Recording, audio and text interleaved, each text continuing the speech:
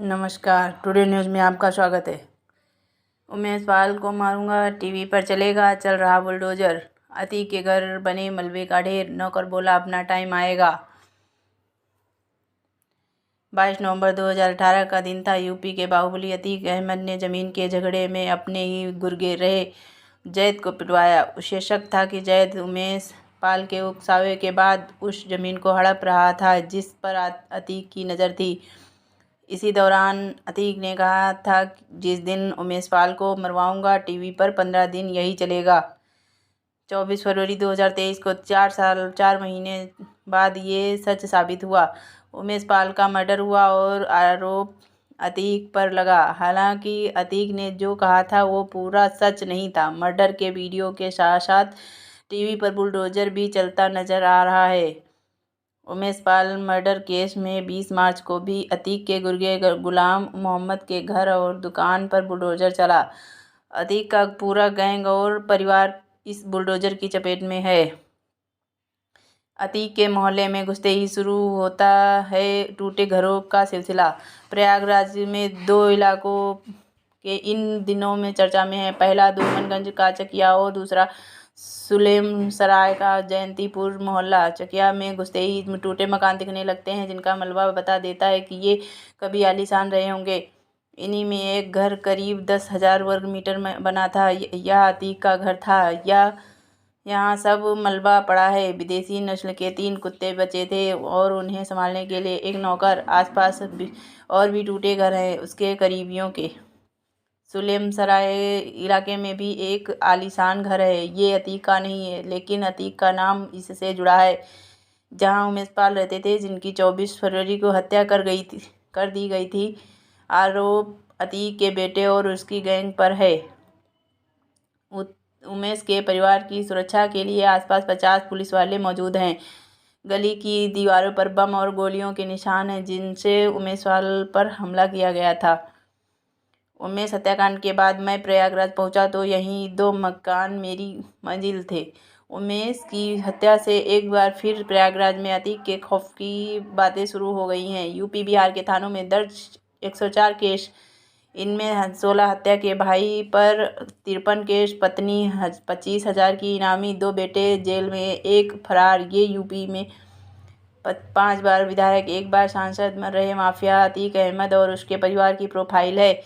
अतीक के रसूल की कई कहानियां हैं। इसकी शुरुआत उसके गांव से होती है। एक वक्त था जब अतीक के सामने कोई खड़ा नहीं हो पाता था। अब उसकी प्रॉपर्टी पर बुलडोजर चलना आम बात है। योगी सरकार में उसकी 13 करोड़ की ज़्यादा संपत्ति तोड़ी या अटैच की जा चुकी है। हालांकि जो लोग अतीक को जानते हैं वे बताते हैं कि वह 25 करोड़ से ज़्यादा की बेनामी संपत्ति का मालिक है। 3 किलोमीटर का रास्ता, 6 से ज़्यादा मकान टूटे। प्रयागराज के सिविल लाइन से चकिया की दूरी लगभग 5 किलोमीटर। इस इलाके में घुसते ही चौफटका ओवरब्रिज के सामने 3 मंजिला बिल्डिंग है। ये अतीक अहमद का ऑफिस था। करीब 9,000 वर्ग फीट में बना अवैध निर्माण की वजह से इस इमारत को सितंबर 2020 में तोड़ दिया गया। 2.5 साल हो गए, लेकिन मलबा आज भी पड़ा है। मंगलवार 21 मार्च को पुलिस ने इस टूटे ऑफिस में छापा मारा। इसकी दीवारों से 74 लाख रुपए और 9 पिस्टल मिली। पुलिस ने पता चला कि अतीक के गुर्गे अब यहाँ से गैंग चला रहे हैं। मौके से 5 लोगों को अरेस्ट किया गया। मैंने आसपास के लोगों से टूटी बिल्डिंग के बारे में बात शुरू की तो बोले ये इकलौती ही नहीं है, यहाँ ऐसे कई मकान हैं, सब योगी सरकार में गिराए गए हैं। आगे बढ़े तो 2 किलोमीटर के रास्ते में 3 से 4 मकान अतीक के ऑफिस की तरह टूटे मिले। एक जगह में फ़ोटो लेने लगा तो एक शख्स ने आकर फ़ोटो लेने की वजह पूछी। फिर किसी को फ़ोन मिलाया कि मीडिया वाले आए हैं।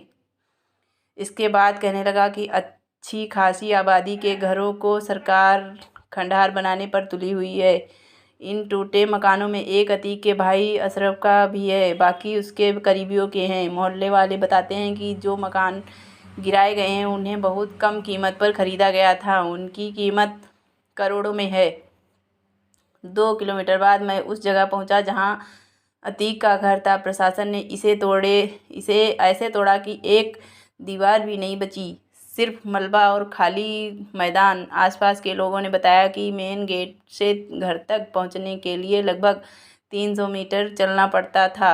अतीक ने अपने रसूख के दम पर इतना बड़ा घर बिना नक्शा पास कराए बनवाया था।